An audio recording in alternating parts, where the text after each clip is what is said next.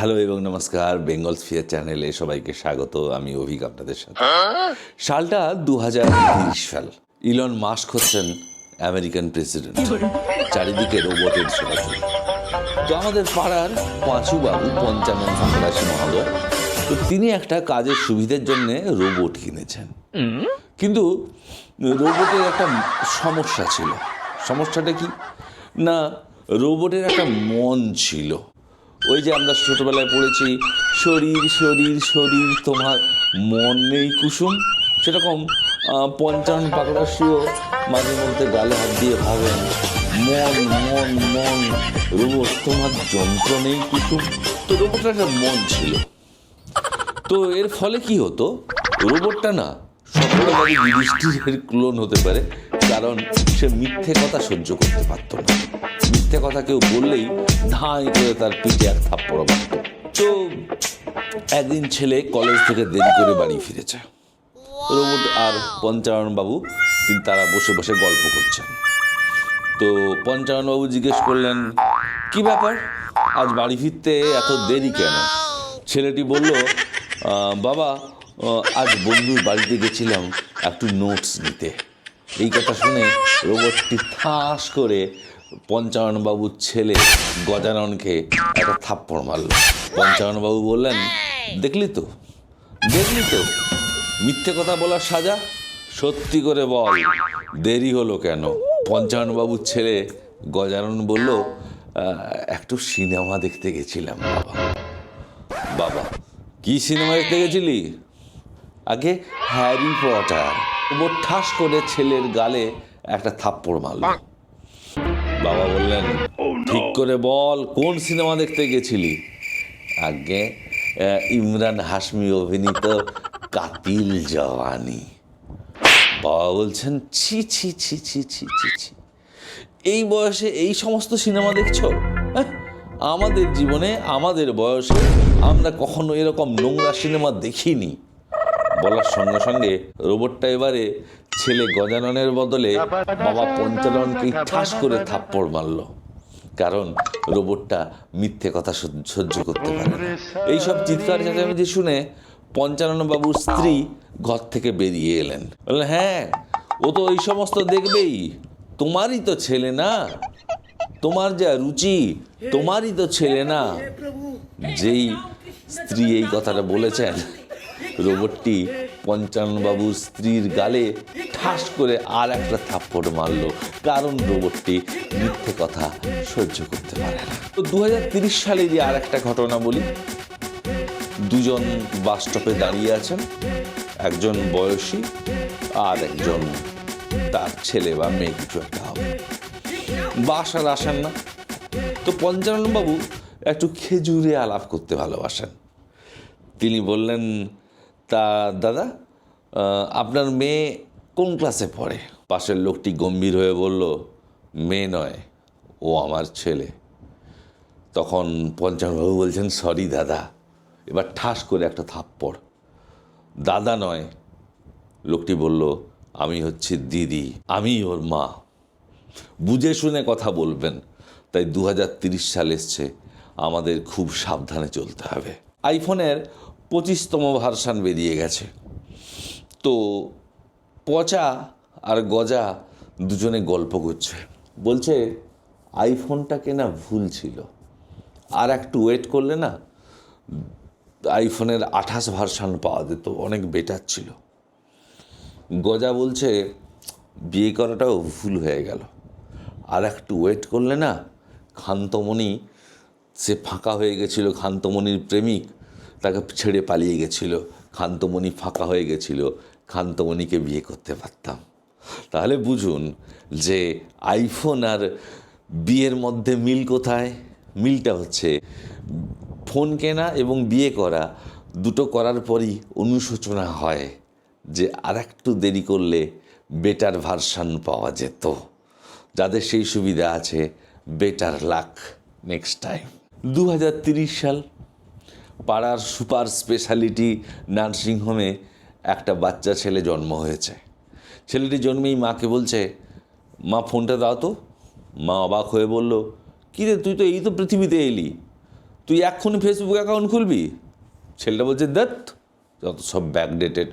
না না না, ফেসবুক অ্যাকাউন্ট ফ্যাকাউন্ট ওগুলো আগেকার দিনের লোকে কিন্তু করতো। ফোনটা দাও, একটা মিসড কল দিই ভগবানকে স্বর্গে যে আমি ঠিকঠাক এখানে পৌঁছে গেছি। সালটা কিন্তু 2030। তাই বিবাহের 3টি পর্ব।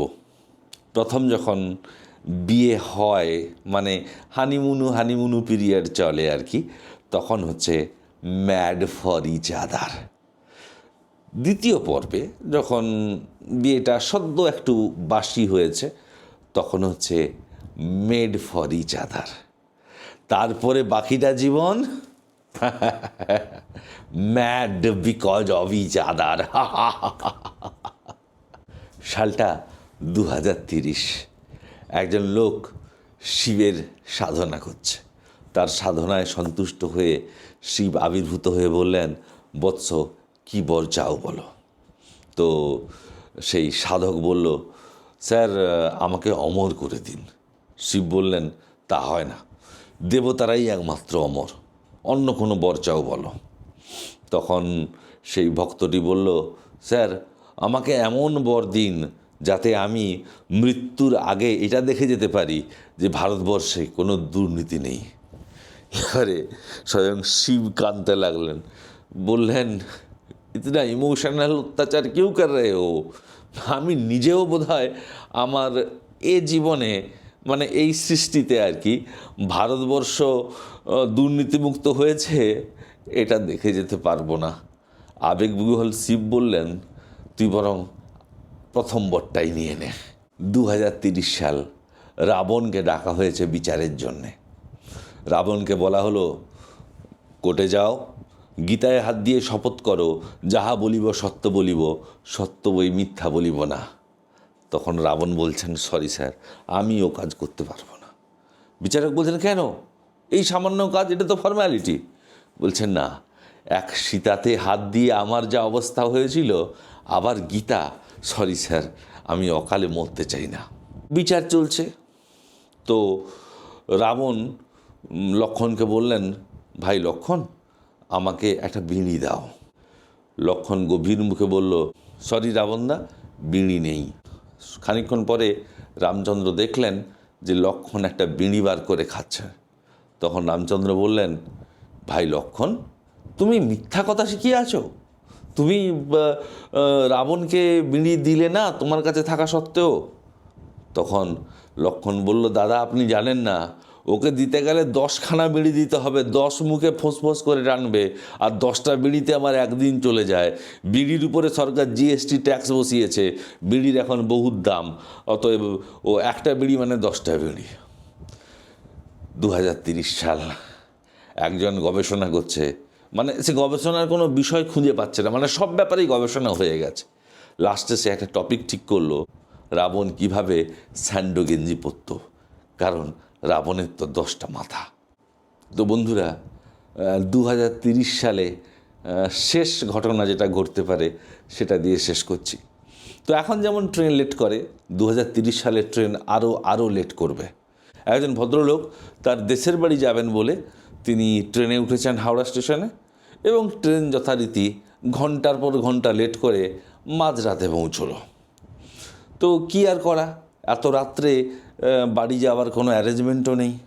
তো ভদ্রলোক ভাবলেন, এক কাজ করা যাক, স্টেশনের পাশে কারুর ঘরে একটু আজকে রাতটা কাটিয়ে দেওয়া যাক। আফটারঅল খুব শীত পড়েছে। তো তিনি স্টেশনের পাশে প্রথম বাড়িতে নক করলেন, টাক টাক টাক। ভিতর থেকে হেঁড়ে গলায় আওয়াজ এলো, কি চাই? না, আমার নাম হচ্ছে সুবোধ নস্কর, আমার বাবা হচ্ছে অবোধ নস্কর, দাদু হচ্ছে প্রবোধ নস্কর, আমি হচ্ছি নস্কর পাড়া গ্রামের বাসিন্দা। তো আজকে রাত হয়ে গেছে, আজকে রাতটা আপনার ঘরে শুতে দেবেন? তো ভদ্রলোক বললেন, না না, হবে না, ঘরে মেয়ে আছে, অন্য জায়গা দেখো। তো বেচারা আর কী করে, সে পরের বাড়িতে দরজায় নক করলো। আগে টক টক টক, কী চাই? আগে আমি নস্কর পাড়ার সুবোধ নস্কর, আর আমার বাবার নাম অবোধ নস্কর, দাদু হচ্ছে প্রবোধ নস্কর, ট্রেন খুব লেট করেছে, তাই আজকের রাতটা আপনার বাড়িতে কাটাতে দিলে কৃতার্থ থাকব। ভদ্রলোক বললেন, দেখুন বাড়িতে মেয়ে আছে, আপনাকে অ্যালাউ করতে পারবো না, সরি, আপনি অন্য জায়গা দেখুন। তো বেচারা একটু ওভার স্মার্ট হওয়ার চেষ্টা করলো, ভাবলো 2030 সালে সে একটু গেঁয়ো রয়ে গেছে। তো সে এবারে খুব স্মার্ট হয়ে 3 নম্বর বাড়িতে নক করলো, টক টক টক, কী চাই, কে? না, তার পরিচয় দিল, আমি নস্কর গ্রামের সুবোধ নস্কর, বাবার নাম অবোধ নস্কর, ঠাকুরদা প্রবোধ নস্কর। লোকটি বললো, হ্যাঁ সে তো বুঝলাম নস্কর, তো আপনার কি চাই? না, আপনার ঘরে কোনো মেয়ে আছে? ভদ্রলোক বললেন, হ্যাঁ আছে। তো চানটা কি আপনি? না, তাহলে আপনার ঘরে রাতটা শুতাম। এরপরের ঘটনা